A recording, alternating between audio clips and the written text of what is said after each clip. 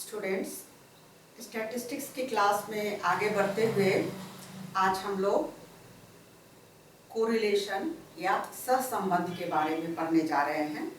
और सहसंबंध क्या है, किसे कहते हैं, कितने प्रकार के होते हैं, ये मैंने आपको क्लास में बतला दिया है। फिर भी आज उसको थोड़ा सा रिवीजन करते हुए हम ये जान लेते हैं कि कोरिलेशन कहते किसे हैं। कोरिलेशन या सहसंबंध मनोविज्ञान में स्टैटिस्टिक्स का या सांख्यिकी का एक ऐसा भाग है जिसमें दो चरों के बीच में संबंध का पता लगाया जाता है। यानी एक चर से दूसरे चर के बीच में क्या संबंध है, इसका पता हम कोरिलेशन के द्वारा या सहसंबंध के द्वारा लगाते हैं। जैसे कि यहाँ आप इस डाटा में देखें कि ये एक अंक है, ये दूसरा अंक है जिसे हम y के रूप में लेते हैं। तो अब हम ये देखेंगे कि क्या इस ग्रुप में, समूह में, मान लीजिए कि ये मनोविज्ञान का अंक है और ये हिस्ट्री का अंक है, ये 12 बच्चों का। तो हम इसमें ये देखेंगे कि क्या इस अंक का इस ग्रुप से, इस अंक से क्या आपस में कोई संबंध है, और है तो किस तरह का संबंध है। किस तरह के संबंध से हमारा तात्पर्य ये है कि सहसंबंध मुख्य रूप से 3 प्रकार का होता है: पॉजिटिव, नेगेटिव और जीरो। पॉजिटिव या धनात्मक सहसंबंध उसे कहते हैं जब एक चर के बढ़ने पर दूसरे चर भी बढ़ते हैं या दूसरे चर को भी बढ़ने की संभावना होती है।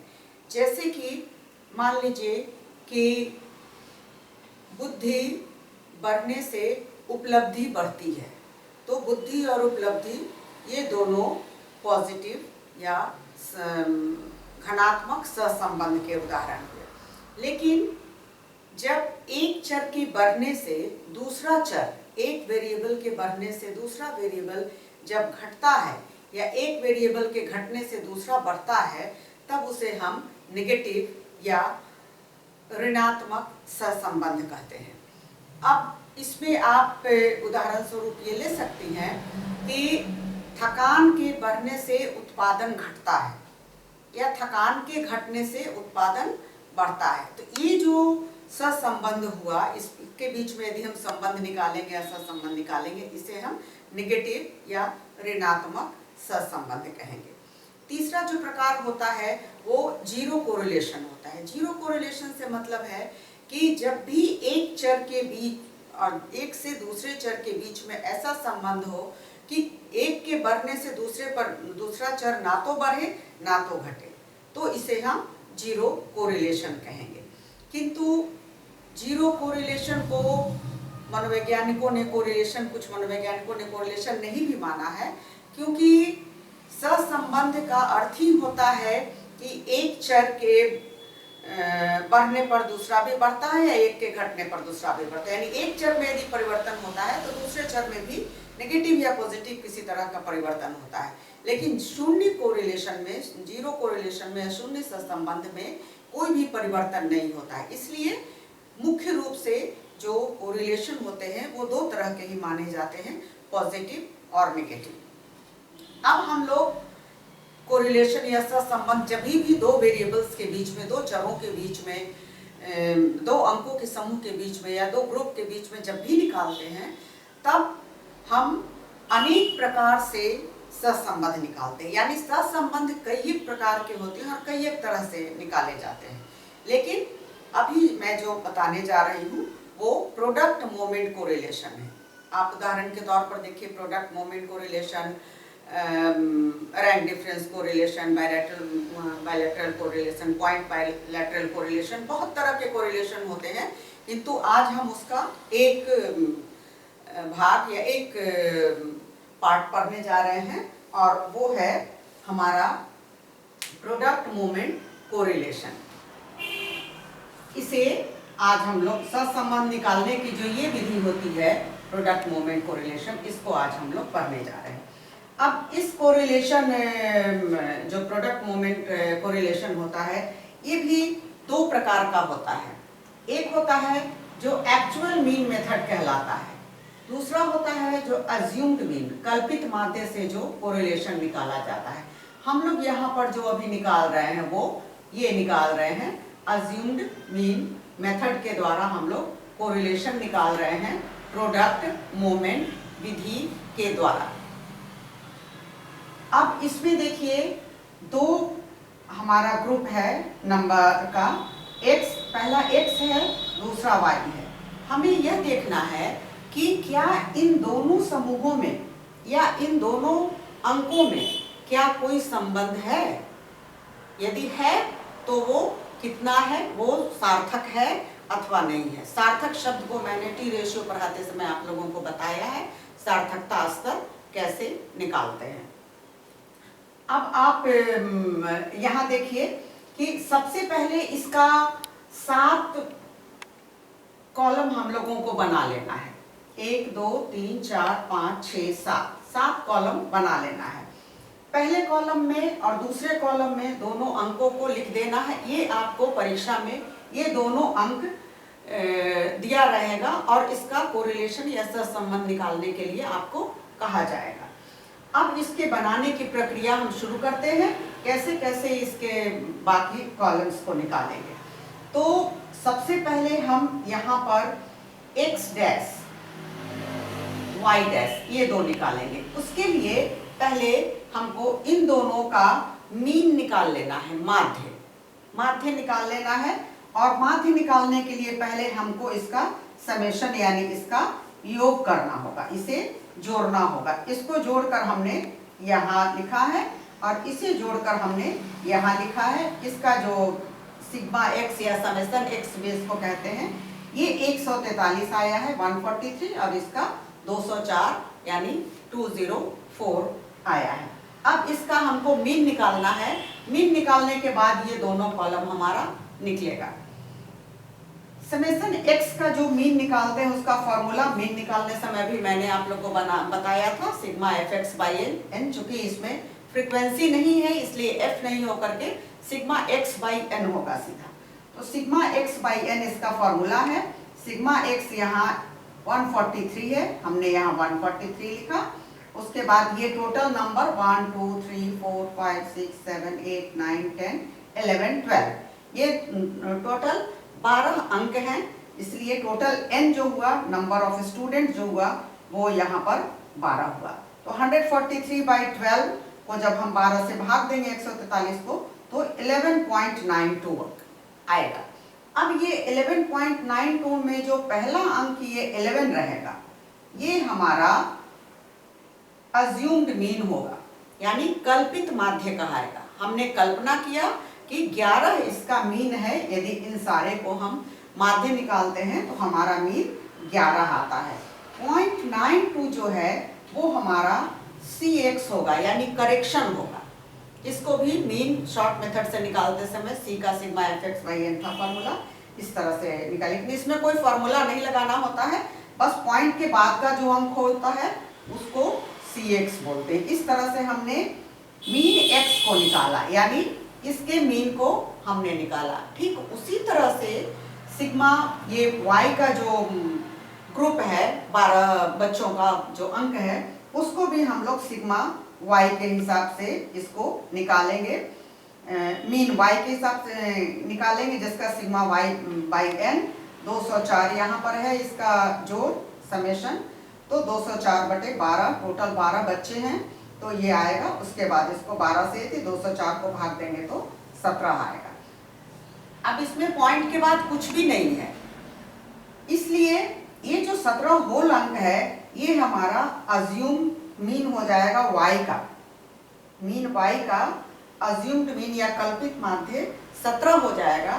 और चूंकि पॉइंट के बाद कुछ भी नहीं है इसलिए cy जो है वो 0 हो जाएगा। अब ये हमने इन दोनों का मीन निकाल लिया। यहाँ पर मीन में एक का मीन 11 आया और दूसरे का मीन 17 आया। अब ये जो मीन है यहाँ हमारा 11, पहला x वाले का, तो ये मीन हम लोग इससे घटाएंगे। इसमें 11 से 11 माइनस किए तो यहाँ 0 आया, फिर 11 से 11 माइनस हुआ 0 आया, ये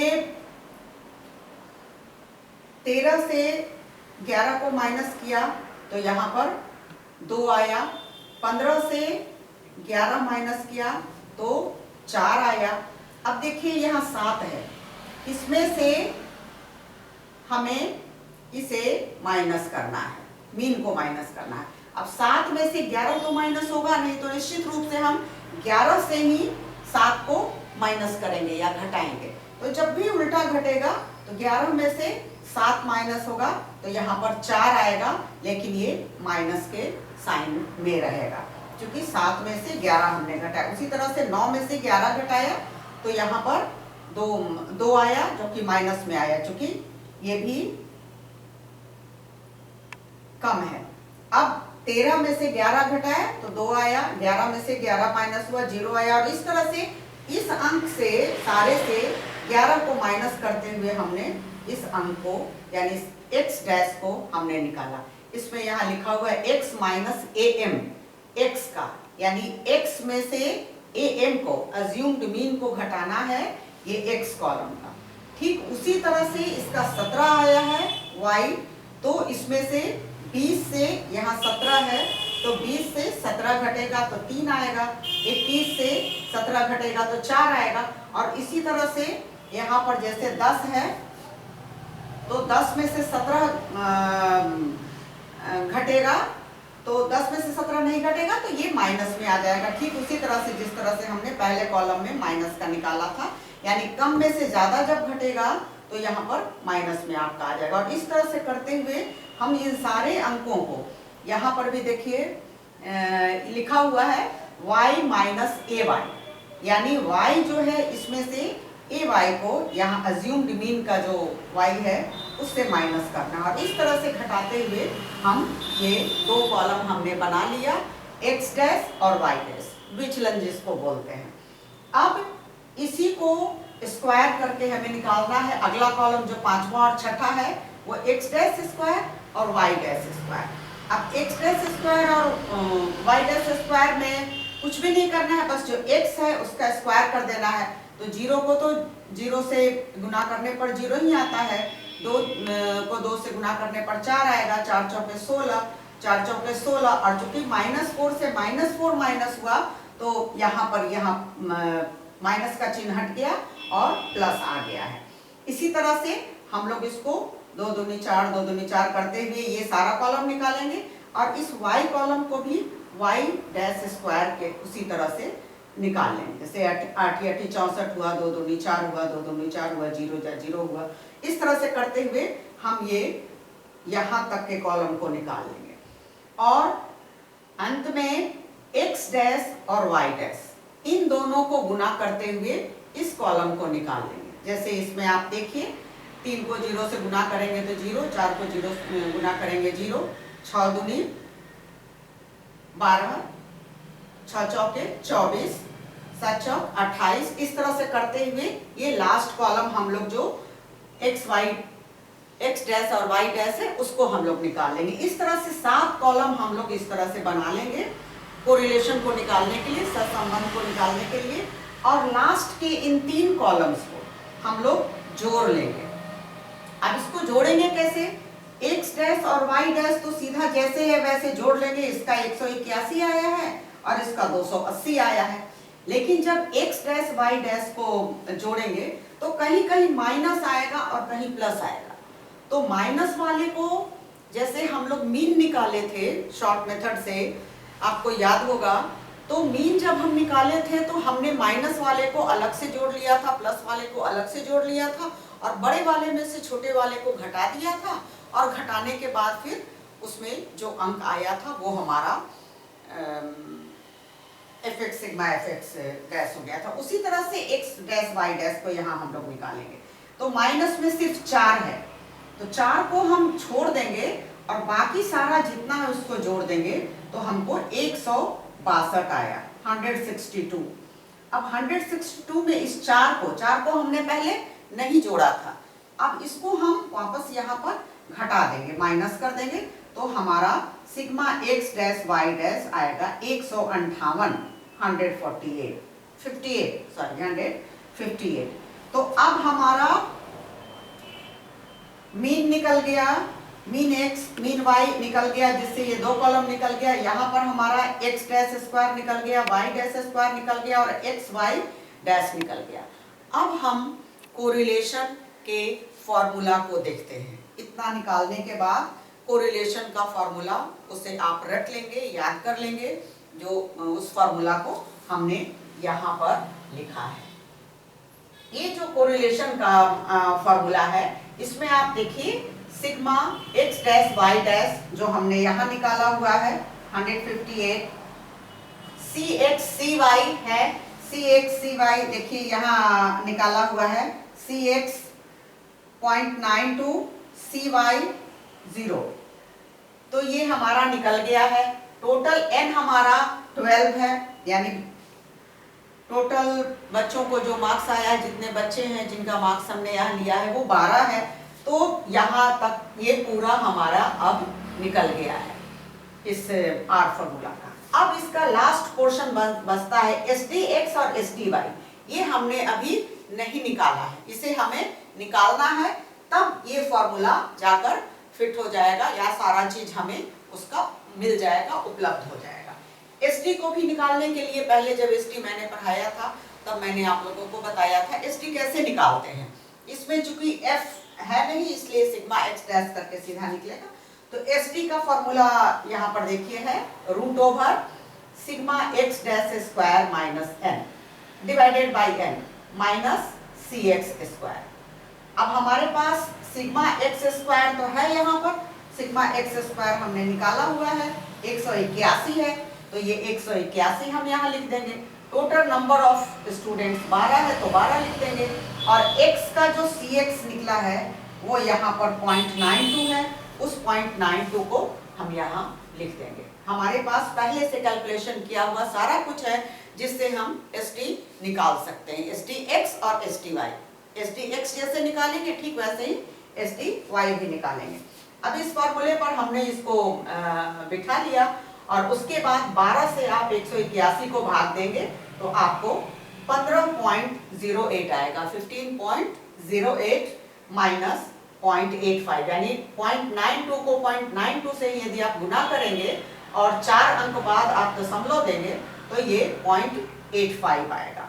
इन दोनों को माइनस करने पर ये नंबर आएगा और इसका जब आप स्क्वायर रूट निकालेंगे तो आपको ये अंक आएगा 3.77। SD निकालने में मैंने उस समय आप लोगों को विस्तार से अच्छे से स्क्वायर रूट निकालना भी बताया था कि आप कैसे स्क्वायर रूट निकालेंगे। आपको मदद लेना हो तो आप लास्ट वीडियो से उसमें हेल्प ले सकती हैं। कुछ भी इसमें यदि कोई डाउट हो, जो पहले मैंने मीन निकालना बताया है, SD निकालना बताया है, स्क्वायर रूट निकालना बताया है वगैरह। तो ये हमारा यहाँ पर SDX निकल गया। अब SDY चाहिए हमें। ठीक जिस तरह से SDX निकाला था उसी तरह से SDY भी हम निकालेंगे और इसका भी ये फॉर्मूला सेम फॉर्मूला है, बस यहाँ पर y लिखा जाएगा, sigma y dash square divided by n minus cy square. यहाँ cx स्क्वायर था, यहाँ cy स्क्वायर था। सिग्मा y डैश स्क्वायर हमारे पास 158 है,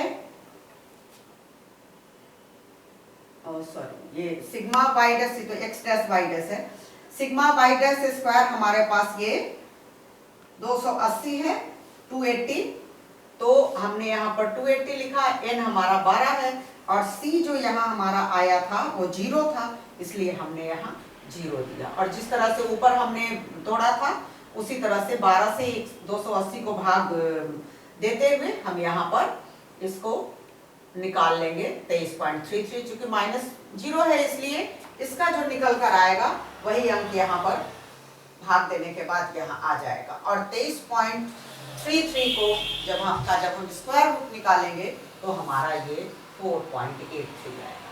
अब वापस आप इस R के फॉर्मूले को देखिए, कोरिलेशन को शॉर्ट में R लिखा जाता है, उसको R से डिनोट किया जाता है। तो अब हम इस फॉर्मूले में हमारे पास सारा कुछ आ गया है, sigma x dash y dash है, एन है, सी एक्स है, सी वाई है, एस डी एक्स है, एस डी वाई है। अब इस फॉर्मूले पर जस्ट हमको सारा चीज बैठा देना है। उसको देखिए हमने यहाँ पर बताया है, फॉर्मूला पर बैठाया है। R इज इक्वल टू यहाँ sigma x dash y dash हमने 158 है यहाँ पर, तो 158 लिखा गया। हमारा n जो है, टोटल n जो है, यहाँ n जो है वो 12 है। आप परीक्षा में इसे बनाते समय इस फॉर्मूला को यहाँ पर वापस लिख लेंगे ताकि आपको बैठाने में बार बार दिक्कत नहीं हो और चेक करने वाले को भी चेक करने में आसानी हो। ऐसे इस फॉर्मूला को आप यहाँ पे सीधे लिख सकती हैं या पहले लिख करके बाद में भी लिख सकती हैं, बट यहाँ पर ये लिख देंगे आप जरूर परीक्षा में। तो अब इस पर हम बिठा रहे हैं एक्स डैश वाई डैश हमारा 158 है, यहाँ पर n हमारा 12 है और यहाँ पर जो सी एक्स सी वाई है यहाँ पर हमारा 0.92 और 0 है, तो 0.92 इंटू 0 जिसके बीच में कोई चिन्ह नहीं रहता है वहां पर गुना माना जाता है, इसलिए यहाँ पर हमने गुना लिखा। और नीचे हमारा जो ये एस डी एक्स आया है और एस डी वाई आया है उसको हमने यहाँ लिखा। अब इस फॉर्मूला पर ये पूरा बैठ गया। यहाँ पर आप चाहे तो फिर से फॉर्मूला लिख सकते हैं।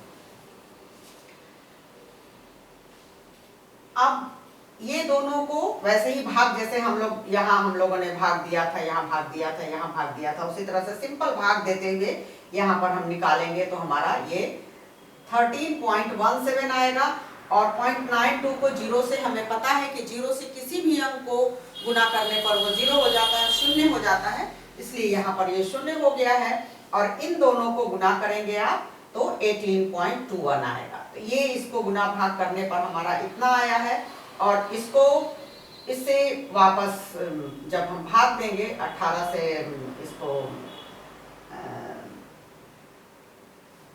13.17 को, तो आपको ये अंक आएगा 0.723। 0.723 को हम 0.72 भी कह सकते हैं, क्योंकि ऐसा नियम है स्टैटिस्टिक्स में या हमारे मनोविज्ञान का जो सांख्यिकी हम बनाते हैं उसमें या और में भी, कि पॉइंट के बाद तीसरा नंबर यदि 5 या 5 से ज्यादा आता है तब इस दूसरे अंक में एक और हम बढ़ा करके उसको कैलकुलेशन सरल बनाने के लिए 2 अंकों में कर सकते हैं। लेकिन चूंकि यहाँ पर तीसरा अंक 5 या 5 से कम है तो इसे हम 0.72 भी कह सकते हैं। तो हमारा जो कोरिलेशन है वो ये हमारा 0.72 आया। कोरिलेशन को पढ़ाते समय, बताते समय जो पहले मैंने बताया है उसमें मैंने आप लोगों को बताया था कि कोरिलेशन 1 से ज़्यादा नहीं आता है। 0.72, 82, 92, 83, 69 इस तरह से जो भी आता है उसको पॉजिटिव कोरिलेशन कहते हैं, वो 0.50 से ऊपर होता है। तो ये हमारा इतना आया है। अब हम 0.72 आया है, अब हमें ये देखना होगा कि ये जो 0.72 आया है ये 0.72 हमारा सिग्निफिकेंट है या नहीं, यानी दोनों में, इन दोनों अंकों में अंतर तो है, दोनों में संबंध तो है, दोनों अंक में, और पॉजिटिव संबंध है, लेकिन क्या ये जो संबंध है ये सिग्निफिकेंट है, क्या ये सार्थक है या ये संजोगवश आया हुआ है, जिसको पहले भी टी रेशियो में हमने डीएफ और सिग्निफिकेंट लेवल वगैरह पढ़ा है। ठीक उसी तरह से हम इसका डीएफ निकालेंगे, डिग्री ऑफ फ्रीडम, और डिग्री ऑफ फ्रीडम डीएफ निकालने का फॉर्मूला होता है n-2। पहले भी मैंने बताया है कि जब दोनों दो रहेगा, जैसे एक का 20 है तो दूसरे का 18 है या 22 है, तब n-1 और n-2 होगा। लेकिन जब एक ही n है तो n-2 ये इसका फॉर्मूला होगा। तो n हमारा 12 है, -2 यानी कि 10। अब जैसे पिछले क्लास में, टी रेशियो की क्लास में मैंने आप लोगों को बतलाया था कि आपको एक टेबल दिया जाएगा, डीएफ टेबल कोरिलेशन का। जैसे टी रेशियो का टेबल था वैसे कोरिलेशन का भी टेबल होता है। वो टेबल आपको दिया जाएगा और उस टेबल को देख करके आपको ये देखना होगा कि इसका जो सिग्निफिकेंट लेवल है वो कितना है, 0.01 है, 0.05 है या 0.05 पर भी ये सिग्निफिकेंट नहीं है और उसको यहाँ पर लिखना होगा। तो यदि हम इसका कोरिलेशन का टेबल देखेंगे या आप देखेंगे तो वो आपको परीक्षा में ये टेबल मिलेगा, ये आपको खुद से इसमें कुछ नहीं करना है। तो आपका DF यदि 10 आता है तो आप DF 10 पर उसका जो पॉइंट पहले भी मैंने आप लोगों को बताया था कि मान लीजिए यहाँ पर DF होता है और यहाँ पर 0.05 और 0.01 लेवल होता है।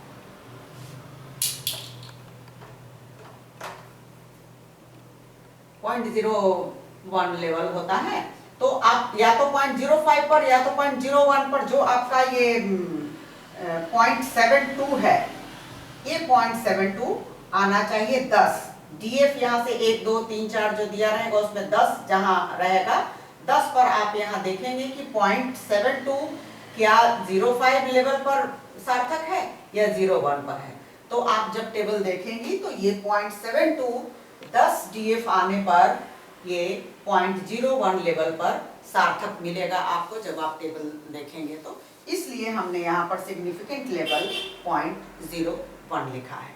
यहाँ पर ये कोरिलेशन कंप्लीट हो गया, यानी कि 0.01 लेवल पर यदि हमारा कोरिलेशन सार्थक आता है इसका मतलब ये होता है कि इन दोनों अंकों के बीच में सहसंबंध है और वो संबंध सार्थक है, यानी दोनों अंकों के बीच में संबंध है, पॉजिटिव या नेगेटिव, लेकिन दोनों के बीच में संबंध है। तो जब भी आप आगे शोध करेंगे और शोध कार्यों के लिए जब भी दो ग्रुप के बीच में दो संबंध, दो अंकों के बीच में, दो चरों के बीच में जब भी संबंध को देखना होगा कि क्या इन दोनों के बीच में संबंध है या नहीं है, तब आपको कोरिलेशन निकालना होगा। और उसमें एक विधि आज मैंने आप लोगों को बताया है, प्रोडक्ट मोमेंट कोरिलेशन, जिससे आप निकालेंगे। नेक्स्ट क्लास में मैं कोशिश करूंगी आप लोगों को क्वेश्चन भी देने का, इसे आप पहले समझ लें और इसी क्वेश्चन से पहले बनाकर प्रैक्टिस कर लें, फिर नेक्स्ट क्लास में हम लोग आगे बढ़ेंगे। Thank you.